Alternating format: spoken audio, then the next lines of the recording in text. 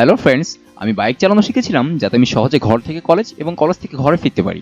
আমার মনে আছে যখন আমি প্রথম বাইক চালাতাম তখন আমার অনেক কিছুতেই খেয়াল দেওয়া লাগতো, যেমন ক্লাচ কখন ইউজ করতে হয়, ব্রেক কখন করতে হয়, গিয়ার কখন চেঞ্জ করতে হয়, আর এসব রোডে অন্য গাড়ির উপর খেয়াল রাখতেই। বাট প্রত্যেকদিন বাইকে করে আসা যাওয়ার ফলে গিয়ার ক্লাচ তো দূরেই থাক, রাস্তা চিনতেও আমার কষ্ট হতো না যে কখন আমাকে লেফটে যেতে হবে বা কখন আমাকে রাইটে যেতে হবে। এমন অনেকবার হয়েছে যখন আমি কলেজ থেকে ঘরে পৌঁছানোর উদ্দেশ্যে অর্ধেক রাস্তা পার করতাম, কখনো কখনো যখন ট্রাফিক থাকতো না তখন ঘর পর্যন্ত চলে আসতাম।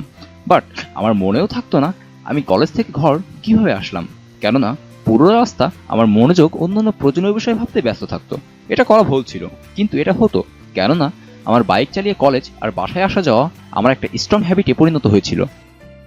যখন আমরা নতুন কিছু শেখা শুরু করি অথবা নতুন কোনো কাজ প্রথম করি, তখন আমাদের কনসিয়াস ব্রেন আর এফোর্ট নিয়ে কাজ করতে হয়। আর যখন আমাদের ওই কাজ বারবার করতে হয় তখন আমাদের ব্রেন ওই কাজের একটা প্যাটার্ন তৈরি করে এবং তা নিজের ভিতরে সংরক্ষণ করে নেয়, যার জন্য আমাদের ওই কাজ আবার করতে বেশি ভাবনার প্রয়োজন হয় না, কেননা ওই কাজ তখন আমাদের সাবকনসিয়াস ব্রেন করতে শুরু করে, যার কিছুই নয় আমাদের হ্যাবিট হয়ে যায়। উদাহরণস্বরূপ বলা যায় যে কোনো প্রয়োজনীয় কথা চিন্তা করতে করতে বাড়ি পৌঁছে যাওয়া, সকালে উঠে বাথরুমে যাওয়া, তারপর ব্রাশ করা ইত্যাদি আমাদের ব্রেন এমনটা করে, অথবা আপনি বলতে পারেন হ্যাবিট তৈরি করে, যাতে এই বারবার করা কাজ থেকে মুক্ত হয়ে অন্য প্রয়োজনীয় কাজ অথবা নতুন কোনো কাজের জন্য ব্রেন নিজেকে ফ্রি রাখতে পারে।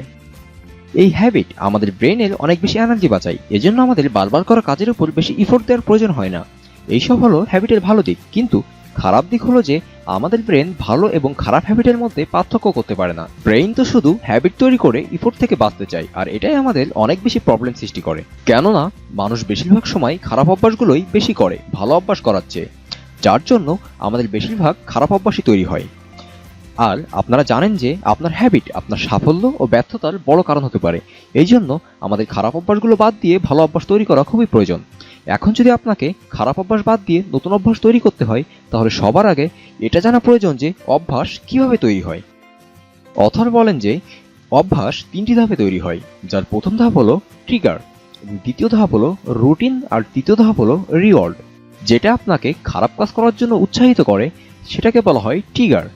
এক্সাম্পল, বহু লোক ধূমপান শুরু করে যখন তার কোনো বন্ধু তাকে ধূমপান করার জন্য উৎসাহিত করে। প্রথমে তার বন্ধু তাকে ধূমপান করতে নিয়ে যায়, কিন্তু পরবর্তীতে সে নিজেই তার বন্ধুকে ধূমপান করতে নিয়ে যায়। এখানে তার বন্ধু তার ট্রিগার হয়ে যায়, যাকে দেখলেই তার মনে ধূমপান করার ইচ্ছা তৈরি হয়। সাধারণত ট্রিগার অনেক ধরনের হতে পারে, কিন্তু ট্রিগার সাধারণত 5টা পর্যায়ের ভিতরে থেকে কাজ করে। প্রথমত, এমন একটা জায়গা যেটা আপনাকে খারাপ কাজ অথবা ভালো কাজ করতে ট্রিগার করে। দ্বিতীয়ত, এমন একটা সময় যেটা আপনাকে খারাপ কাজ অথবা ভালো কাজ করতে ট্রিগার করে। তৃতীয়ত হচ্ছে আবেগ, এবং চতুর্থত অন্যের কারণে, যেমন বন্ধুদের দেখা বা টিভি দেখার পর ইচ্ছা হওয়া। পঞ্চমত, কোনো কাজের পর, যেমন খাওয়ার পরে ইচ্ছা হওয়া। ট্রিগার পাওয়ার পর লোকজন দ্বিতীয় ধাপে যায়, যাকে বলা হয় রুটিন। রুটিন অনেক ছোট থেকে অনেক বড় হতে পারে।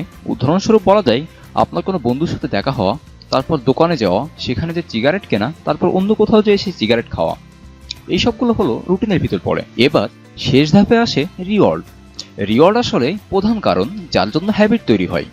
উদাহরণস্বরূপ বলা যায় যখনই মানুষ সিগারেটে প্রথম টান দেয় তখন সে নিকোটিনের একটা ডোজ পায়। সিগারেটের ভিতর নিকোটিনই তাদের জন্য রিওয়ার্ড হয়, যা তাদেরকে রিল্যাক্স ফিল করায়।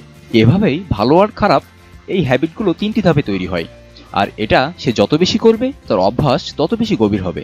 তাই সেটা সিগারেটই খাওয়া হোক অথবা বেশি খাবার খাওয়া হোক, যে কোনো খারাপ বা ভালো কাজই হোক না কেন। তো এবার আসে আসল প্রশ্ন, আমরা আমাদের অভ্যাসগুলোকে কিভাবে বন্ধ করব। সর্বপ্রথম কথা, মানুষের অভ্যাসগুলো হঠাৎ করে বন্ধ করা মুশকিল হয়ে যায়, কেননা বেশিরভাগ অভ্যাসের প্যাটার্ন আমাদের ব্রেনে এত গভীরভাবে সংরক্ষিত হয়ে যায়, যেটা এতই গভীর হয় যে সেটা চেঞ্জ করা প্রায় অসম্ভব হয়ে যায়। এই জন্য আপনি হয়তো দেখছেন মানুষ হঠাৎ করে নিজের হ্যাবিট বন্ধ করার ট্রাই করে, অনেকদিন পর্যন্ত নিজের উপর নিয়ন্ত্রণও রাখে, কিন্তু পুনরায় কোনো স্ট্রং ট্রিগার পাওয়ার পর তাদের এই অভ্যাসগুলো আবারও ফিরে আসে।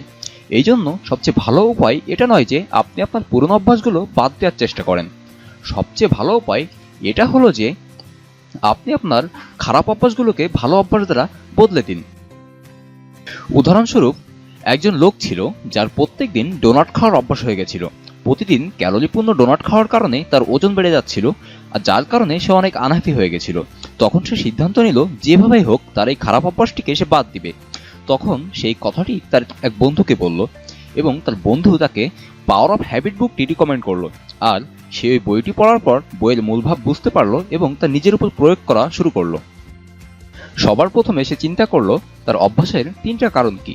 ঠিকভাবে ভাবার পর সে বুঝতে পারলো যে প্রতিদিন 3টা থেকে 3:30-এর মধ্যে তার ডোনাট খাওয়ার ইচ্ছা করে, আর এই সময়টাই তার অভ্যাসের ট্রিগার ছিল। যার পরে তার রুটিন খুঁজতে বেশি সময় লাগলো না। রুটিনটা সিম্পল ছিল। 3টা থেকে 3:30-এর পর সে বোর হতে শুরু করত। তারপর সে লিফটের মাধ্যমে ক্যান্টিনে যেত আর ডোনাট কিনে কলিগদের সাথে কথা বলতে বলতে খেত। আর সর্বশেষ রিওয়ার্ডটা খুবই সিম্পল, ওই ডোনাটগুলোর খাওয়ার টেস্ট আর মজা। এটা জানার পর সে তার মূলভাবের দ্বিতীয় এবং ফাইনাল ধাপ শুরু করলো।